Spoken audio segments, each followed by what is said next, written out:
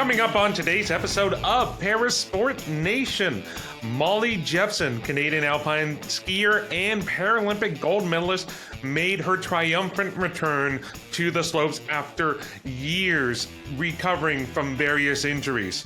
We'll get into it. Let's get started. Welcome to Parasport Nation with Alex Smyth and Nathan Clement. Welcome into Parasport Nation. I'm your host, Alex Smyth, as always, joined by co-host Nathan Clement. Nathan, how are you doing today, sir? We got a really busy episode. I'm excited to talk to Mollie all about rehab and triumph after injury. I'm excited. How about you? I am so excited. I've been able to get to know Mollie over the years, and she's from the same community that I am, and just her story, her resilience, I think people are just going to love to hear the character that she is and the person and the resolve that she has. But just as a whole right now, it really feels like we're entering a busy part of the parasport calendar, as it always is. But right now there's a lot of stuff going on, and it's just really exciting to kind of get that spring feeling, knowing a lot of the summer sports are about to really take over. Well, Nathan, you teed it up perfectly, so take it away with the PSN update and the latest happenings in the parasport world. Now, the PSN update. Redemption is a dish best served in the semifinals for Canada's U23 wheelchair basketball team. After a 57-56 loss to Brazil in the round robin of the U23 Americas Championship, the team in red and white bounced back, securing their ticket to the U23 World Championships after a 55-54 win over the Brazilians. In the gold medal game, Canada lost to the States. However, the semifinal victory booked Canada for the U23 World Championships in Sao Paulo, Brazil in June. Keeping on the court, the Garden of the Golf PEI hosted the 2025 Junior East Championships. In an electrifying tournament, the split squads of Ontario Black and Red squared off in the title match. Edging out Ontario Red, Ontario Black claimed the title, winning 36-31. Continuing to rack up the air miles, we go to South America for the Boccia World Challenge in Santiago, Chile. The event runs from the 7th to 14th of April, and that's the PSN update. And Nathan, there's a ton of great competitions in there, but there were even some that didn't even make it into the PSN update because it's hard getting some of the information in those final results and details. Tell us a bit more, some of these other events that have been happening in the parasport world. Yes, over the previous weekend, we had the Canadian Western Para Ice Hockey Tournament, where we had multiple members of Canada's men's Para Ice Hockey team competing, as well as junior and youth division tournaments. Now, there's players like Mitchell Garrett who ended up winning the gold medal. However, team info and a lot of other details are hard to find, but there's plenty of members there who are going to be representing Canada, hopefully at the World Championships coming up in Buffalo, New York, that were winning and performing well at these tournaments. We had that, but we also have some para athletics events going to be taking place in Japan, where there's going to be more info to come out at a later date about that this week. So once we know that, we're definitely going to be sharing it with the viewers and listeners so they can figure out what's happening. Yeah, and that's just a bit of a note for the folks at home. There is always something happening in the parasport world. It's just a matter of what we're able to actually cover, we can confirm from results and details. Obviously, if you got results, if you have the details, send them our way, because we will happily be able to talk about it on our show. info@ami.ca is the email you can send it to. But back to some of the sports that were profiled in the PSN update, Nathan. I want to start with the under 23 World Championships, because I think this is going to be something that is really exciting for Canada. Obviously, you punch your ticket, you get to go to Sao Paulo, Brazil. You drew 1-1 against the Brazilians at the competition. I wonder though, how hard and challenging is it going into a hostile environment like that? Obviously, Brazil, it's going to be pumped. They're going to be cheering for those home fans for wheelchair basketball. How hard is it to go into that enemy territory and have to beat the local team, the local athletes at their own game in their home court? It's one of the most exciting things ever. I was very lucky in the Paris Village getting to talk to members of the women's wheelchair basketball team, the men's wheelchair basketball team, and the rugby teams too, and a lot of the team sports. And they would play France, and they just said it was the best environment to be in because you were the enemy. You were the ones going in there and you were trying to ruin someone's day, ruin that crowd's atmosphere and turn them quiet. So for these guys on this team and the U23 squad, it might be nerve-wracking at first, but as soon as you get that first basket in, as soon as you get that momentum going your way, there's no better feeling than getting that crowd absolutely silent. And that's the big thing with Brazil and that passion that they have there. It's going to be hard. It's going to be a challenge. But when they do it, it'll be the best feeling on earth. Yeah, well, and obviously as well, you have the games at in Canada. It's the same thing for the Brazilians, and I think it serves as a great kind of trial when you get to these bigger stage events like, the Paralympics or World Championships. Once you get to the kind of the senior national squad competitions, because those are hostile environments. You got packed stadiums full of fans who are cheering for the home team on a pretty consistent basis. So if you get used to that in these under 23 events, what's only going to serve you? It's absolutely electrifying. At least I know for myself competing at the Rio 2016 Paralympics, where although it wasn't a hostile crowd, I happened to go out onto the pool deck for the final right before a Brazilian. And as soon as that Brazilian flag went up on that screen, just the crowd, the volume, the energy, and just the electricity in that place, it rises you up to that occasion, as I said earlier. But sorry for cutting you off there, Alex. Not at all, Nathan. I think it is a perfect way to tee up the interview with our next guest, because it's all about electricity, excitement, a return to form, if you will, because Mollie Jepsen spent years away from the sport she loved, rehabbing from various injuries. She came back to the World Cup competition earlier in the season. She landed on the podium in her return to sport. It's truly phenomenal. It just speaks to her resolve, her dedication to getting back from injury. Without further ado, here's our interview with Mollie Jepsen. Mollie, thank you so much for joining us. Thank you so much for having me. First off, congratulations on your return to the slopes. How did it feel getting back out there for the first time post-injury? Yeah, I think I was really nervous. It was hard. It honestly had just been such a long time, and I think I'd amped it up a lot in my head, which obviously not the most helpful thing, but I came out knowing I still really wanted to do well. But yeah, it was awesome. It was just such a great time to be returning. Like spring skiing in Europe, there's just about nothing better. And being back with the team, we had a new coaching staff, some new athletes on the team. It was awesome. Everything just went so smoothly. It was such a confidence building experience, and just so happy I was able to do that in the end of the 2025 season in preparation for next year. Mollie, first off, congratulations on your success and thank you for joining us today. How has that mental process been since really battling injuries since 2022 to now getting to this point where you're getting on podiums again 1 year out of a Paralympic Games?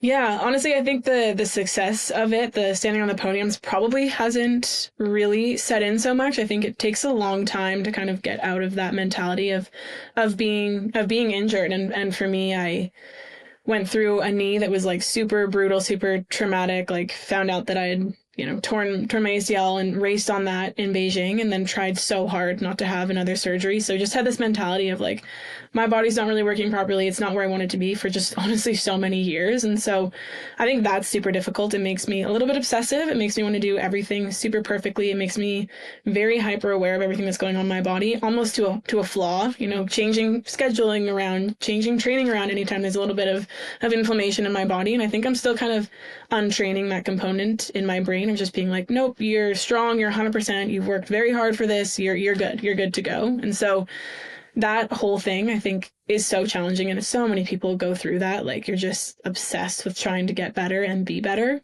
So yeah, it was honestly it was really icing on the cake to just put 2 runs together and kind of like clear my head a little bit with some of those results. But yeah, it definitely hasn't hit me that I'm like I'm a ski racer again. I'm back. I'm on the World Cup again. Like, I feel like all those words are still like not sitting with me yet. Can you take us through that rehab process? Because it was a couple years, as you said, from Beijing to now when you were competing in the World Cup final. So what was that process like? What were you going through during that time? Yeah. So yeah, basically after Beijing ended, I think with COVID, with everything and ski racing being a little bit of a unique sport where we're seriously just like away from home like 6 months of the year, I decided that I would take a bit of a step back for the 2022-2023 season, focus on finishing my undergraduate degree and playing at home. I actually probably skied more than I ever have in my whole life, just skiing at home in Whistler. So I intentionally took a season off, and then with every intention of not having surgery on my knee and just going back to the circuit in the winter of 2023.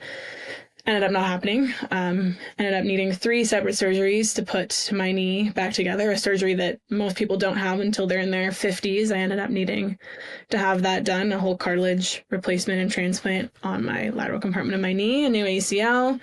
Just took that meniscus right out, don't have that guy anymore. It was a pretty brutal process, was my 3rd go around, so I definitely knew what I had in store. I'm very well supported and set up thanks to the team here in Whistler.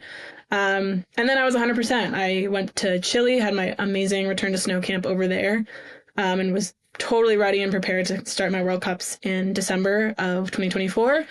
And then I broke both my arms. And that was just like such a crazy whirlwind experience. And I remember saying to myself before I got on my bike that day, it was only a couple days after I got home from Chile, and I was like, oh, I'm not an injured person anymore. This is so awesome. And just had the flukiest crash ever, and yeah, shattered my elbow, broke my left wrist, and ended up needing to take another 3 or so months off. I have actually one more surgery on my arm May 1st, but it's just to take the hardware out. Nothing too crazy, but yeah, it's been such a whirlwind. It's basically just been me in the gym, going to physio, going to acupuncture, doing all the crazy rehab things we all do for basically the last 2 years. Mollie, throughout your career, you've battled injury, but you've also risen to so many incredible heights. Is there anything that you take the most pride in your resolve, in just your dedication to sport and yourself? I think part of the reason why some of my results don't always hit me right away is because honestly, it's so much more about the process and the journey for me. Like on that day, I'm thinking about how proud I am of the skiing I was able to put down and the intensity I was able to push out of the gate that day. Like that's what makes me really happy, because I wasn't sure if that gear was ever going to come back for me, just confidence wise, just all of that stuff coming back from injury.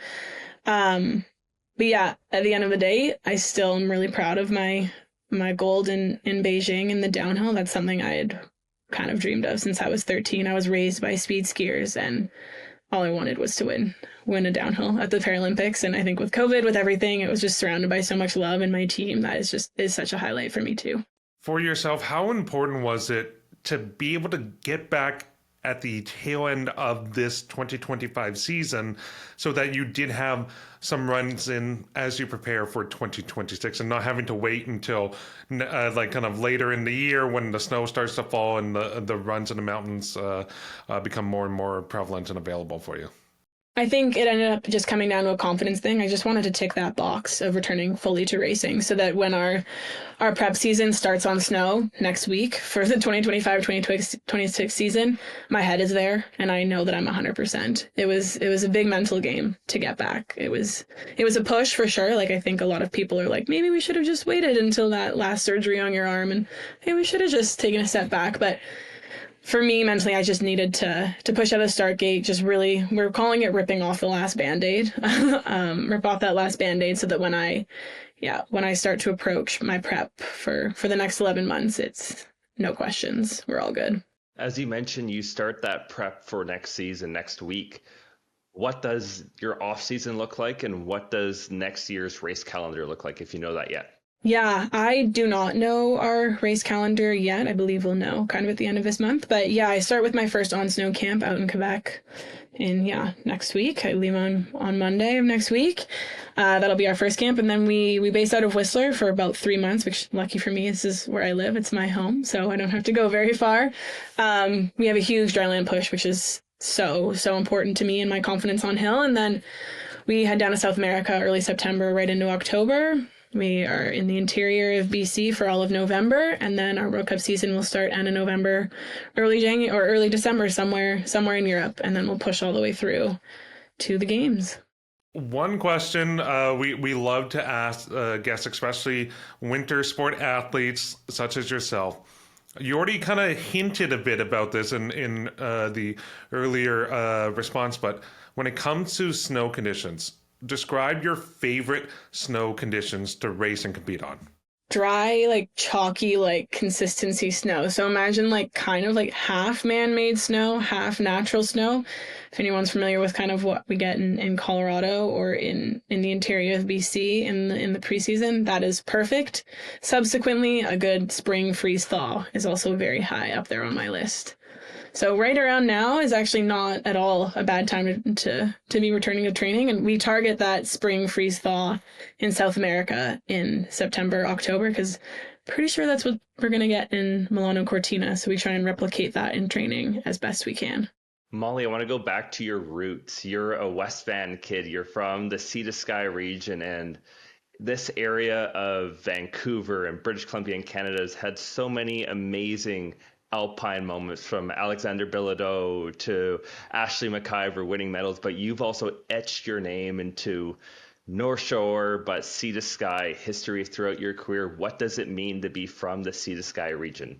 I think for me, being from the Sea to Sky is just being so proud of the opportunities that we've been provided with over the years. Like, there was just no better way for me to kind of build on my goals and dreams than to be growing up like in West Van, an hour away from Whistler. I could go up there on a Wednesday night, train Thursday, Friday, Saturday, Sunday, go back to school. Like, it was housed such an amazing place to be able to pursue your goals. Everything was kind of possible here. And yeah, I think for me, I didn't know too much about the ski racing or the skiing environment when I was growing up. It wasn't until like the Vancouver 2010 Olympics and Paralympics that I was like, oh, that's what I want to do. I was always a hyper competitive kid, but I didn't know where I was going to channel that yet. And so I think just living somewhere that could host a games like that and be able to be a part of a games like that just made me into the person that I am today. And I'm really proud, kind of intimidated to be surrounded by so many legends a lot of the time. That just makes me want to work harder and be better.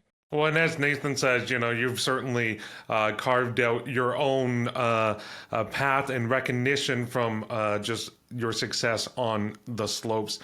As you look forward from here until next year in Milano Cortina 2026, what are the big things that you want to make sure that you're accomplishing to know that you're ready? Is it just making sure your confidence is there, making sure you're getting some good runs in, or is there something more specific you really want to hone in on as we tick down less than a year out?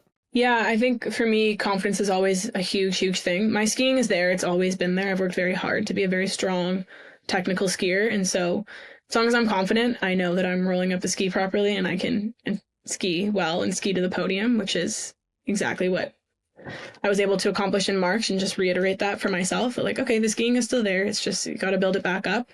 For me, it's a huge focus on being as strong as I can in the gym. I don't want to get on snow for a big push without knowing that I've hit all my milestones and my body's feeling the way I want it to feel. If it's not feeling good, there's just like actually no reason for me to be skiing. You ski defensive, you ski slow, you ski dangerous. So for me, it's just, getting strong in the gym. And then we can never predict what's going to happen with the weather. So sometimes we're going to get 5 days of training. Sometimes we're going to get 30. And so you just got to fake it till you make it, build that confidence as best you can, and really rely on that gym base and all of the years you've banked prior. So I'm just hoping we get a lot of time on snow, lots of time in the gym, and just keep moving in the right direction. Looking at your team and even yourself, Para-Alpine Canada has had a great history of success, especially right now with Callie Erickson and his guide, Sierra Smyth. Go look at Alexis Guimond, Michaela Goslin, and Kurt Outway, and so many other people. What does it mean to have a squad of athletes like that? Well, we all annoy each other. So we keep it fun, we keep it playful. No, it feels really awesome. I wasn't really sure when I returned to the team what the vibe was going to be, what the energy was going to be. I feel like I have a really good relationship and bond, especially with those of us who went through COVID and went through the COVID games together. So when we come back together, it's like nothing's ever changed. And I think we all really push each other to be better. I know Alexi pushes me a lot to be better, which I really appreciate. I think like on our first day, my first return to racing day, I think I came 5th or something. And I was like, I'm really disappointed in that. Like, I know I can push for the podium, and just sits me down and is like, just things I can't repeat online, just get my crap together type of stuff. And like, I think we just really push ourselves to be the best that we can be, because we know we can be. And it's just such an awesome environment. And our coaches really foster that as well, which is awesome. No, that is so key, and especially even though you're in an individual sport, but having that team kind of dynamic and support is so key, because as you mentioned, you're gone 6 months out of the year, so having that core base that you can rely on, you can push each other, but you can still be there for each other, I'm sure is just huge when you're on the road.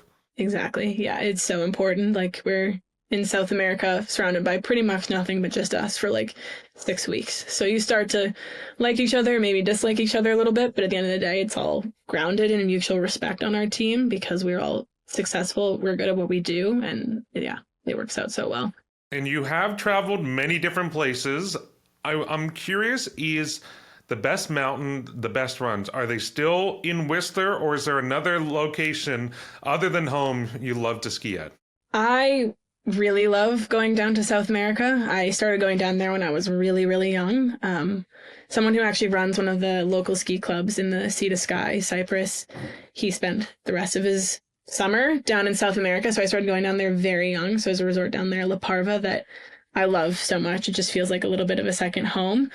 But I do have to say, like, after my 2022-2023 season and actually getting to spend some time on my home mountain, like, I love Whistler. I don't love the rain. It's raining outside right now, so I'm going to go ski in the rain after this. But Whistler's awesome. It fosters so much. You can race here. You can backcountry ski. You can get on your snowmobile. There's just so many opportunities here.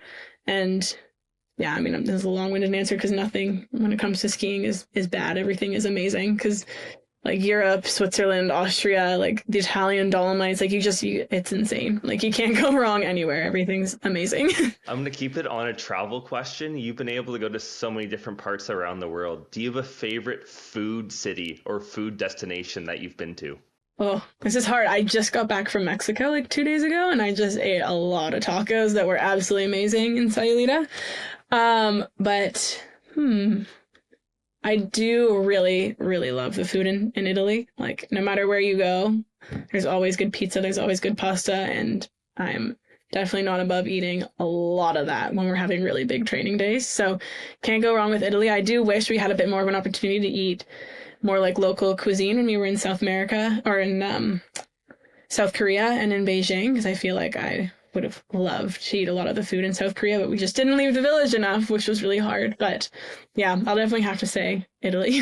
Mollie, you've been so generous with your time. I know you got to go get back to training, so we won't keep you too long, but thank you so much. Best of luck as you prepare over the course of this next training section and into the season. We'll be sure to follow all your races, and I'm sure the many victories to come, and we'll have to catch up down the road. Sounds good. Thank you so much for having me. It's been fun.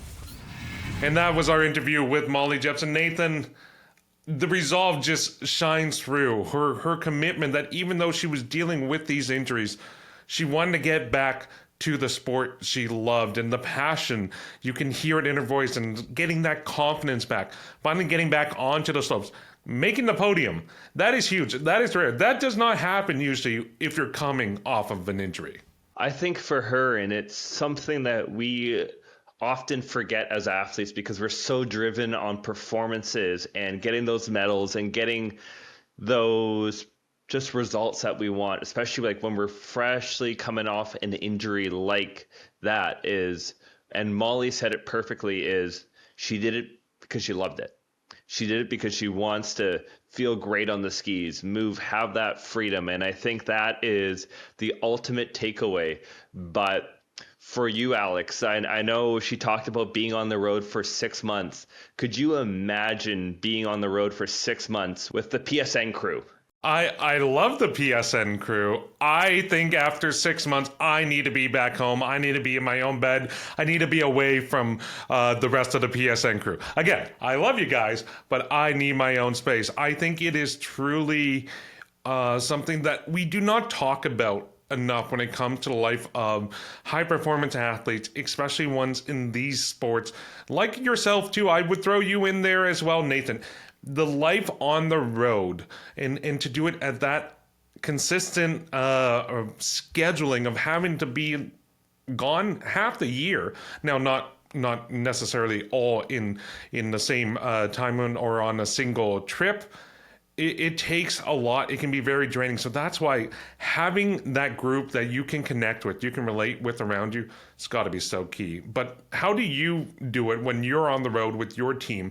Individual sports, yes, but you still have that team around you. It's one of those things where it's a lot of give and takes, where you're not going to have the same comforts, the same luxuries as you do at home while you're on the road, but you're there with people that care about you, you care about them, and you just want to make it the best experience that it can be, because it's such a privilege and such a gift just to have the opportunity to travel the world to do sports. So just really trying to soak it in with these people who very much become your family.